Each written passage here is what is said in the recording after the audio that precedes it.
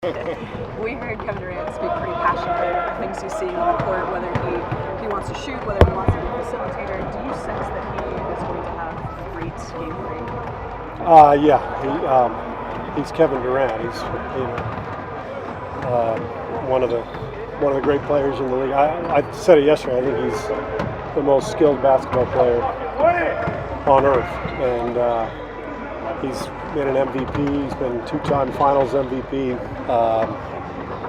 So a guy like him generally comes back after a tough night and plays at a really high level. That's who he is. Does a great game. 20 or 30 shots. Would you like him to? Well, I mean, he's been here 3 years. He basically has averaged about 20. I think it may be 19. So the main thing is just be really aggressive. I think I threw out 20 or 30 yesterday.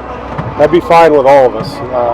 But he's also a great passer, great distributor. The biggest thing is just attacking and scoring, and if they're loading up on him, finding somebody else. But just being super engaged and aggressive. That's what we're looking for. Do you even need to have that conversation with him about being more aggressive? That's none of your business. I get to talk to my players, and we keep all that stuff private. Come on, Connor. But you obviously trust him. I mean, he's a Hall of Fame caliber guy. We talk. We talk. Yeah, we always. That's what we do. We talk about what's needed to win the game, and we watch film, and we have group discussions. We have individual discussions. It's all part of it. Sorry, I couldn't resist. The top blocking that they're doing, like the extreme overplays on this, does that remind you of the way somebody else has guarded you in the past? Yeah, teams have done that, and it's smart. It's a smart strategy because it takes away some of the three-point shots, but it opens up other things, and we have to take advantage of what they're doing by using the openings that style of defense creates. What do you think you're getting out of Klay so far? What are we getting out of him? Same thing we always get from him. Great defense, great competitive desire, big minutes, two-way player. Nothing ever changes. Plays a metronome. He just every game, nothing changes.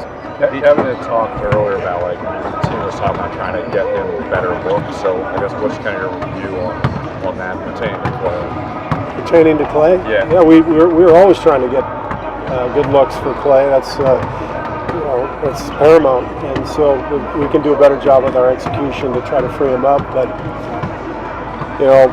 we're doing pretty well. We completely lost it in the second half the other night, but for a game and a half, I think we've been pretty solid. We just have to play the full 48. I don't know how many points we're averaging right now in the series. It's 125, 130, something like that. So points really aren't a problem to come by. And the defense was, for a game and a half, fantastic.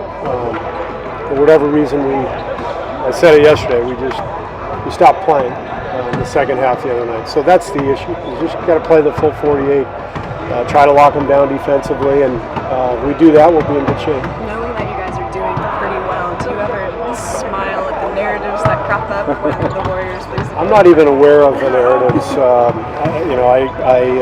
In the playoffs especially, if Raymond tells me something that I need to know, then that's fine. But I'm not sure what the narrative is. The important narrative for us is what's actually happening on the floor and what we need to do next.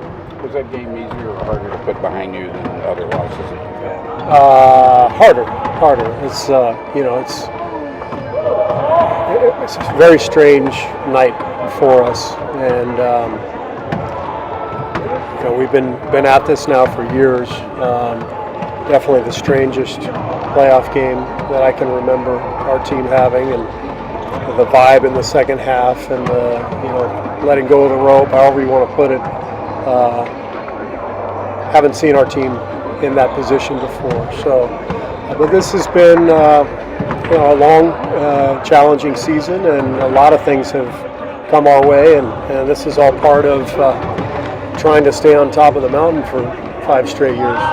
It's a difficult journey, but it's all part of it, and you keep going. There's been been a couple of coaches in the past few days that have sort of used you guys to motivate their teams. And in other words, saying, look what happened to the Warriors, and that's why you should play all 4 quarters. Do you think your team has learned its lesson from that, being that it's being used by other coaches for their teams? I don't know, but I'm using it too. I told our guys today, I mean, you see Toronto the other night? I mean, you see Philly? I think I talked about, who else did I talk about?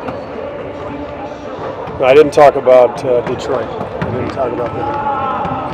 I talked about Houston. Whoever plays well, I mentioned that team. And then I say that's what we need to do, is try to be more like them. What you were doing for 2.5 quarters. Mainly that. I know you were in Chicago with consecutive long runs and other places too. This is a longer one than that. What types of things do you translate from that are applicable to handling? Well, just to clarify, I was there for the second three-peat in Chicago. I wasn't there for the first. But it's very similar, and it helps that I was in their shoes as a player, because the third year in Chicago, '98, was very different from the first two. And so this year's has been very different for us too. And so just to be able to relate to what they're going through, the difficulty of staying on top, and how we need to navigate our way through and get through the adversity, all that, the experience definitely helps. Thanks, Coach. Thanks, everybody. Thanks, Steve. See you tonight.